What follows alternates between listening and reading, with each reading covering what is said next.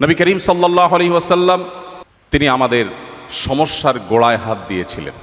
আজ রাজনৈতিক ক্ষমতার যে অপব্যবহার গোটা বিশ্বব্যাপী চলছে, এটির গোড়ায় হাত দিয়ে তিনি সমাধান করবার চেষ্টা করেছেন।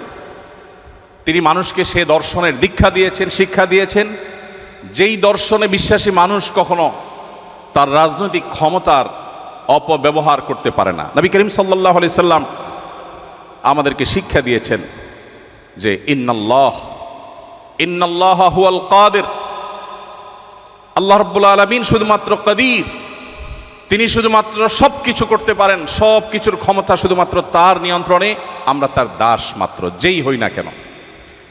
রাজনৈতিক ক্ষমতা এবং অন্য সকল ক্ষমতার উৎস যখন আল্লাহকে মানুষ স্বীকার করবে, তখন তার কাছে রাজনৈতিক দায়িত্ব এটা আমানত মনে হবে। তার কাছে আল্লাহর কাছে জবাবদিহিতার বোধ জাগ্রত হবে। আর আল্লাহর কাছে জবাবদিহিতার বোধ যদি জাগ্রত হয়, তাকে মনিটর করবার জন্য কোনো কিছুর প্রয়োজন হবে না। সেলফ মনিটরিং সিস্টেম দ্বারা সে নিজেকে সঠিক পথে ধরে রাখবে। আজকের পৃথিবী আজও যদি মুহাম্মদ সাল্লাল্লাহু আলাইহি সাল্লামের সেই জীবন দর্শনকে ধারণ করে, আজ যে সমস্যাগুলো আমরা দেখছি, এগুলোর সমাধানের পথ অনেক সহজেই তারা খুঁজে পাবে। সময়ত উপস্থিতি, নবী করিম সাল্লাল্লাহু আলাইহি ওয়াসাল্লাম শোষণমুক্ত সমাজ করবার জন্য, গঠন করবার জন্য কি না করেছেন, আমি প্রায় বলার চেষ্টা করি।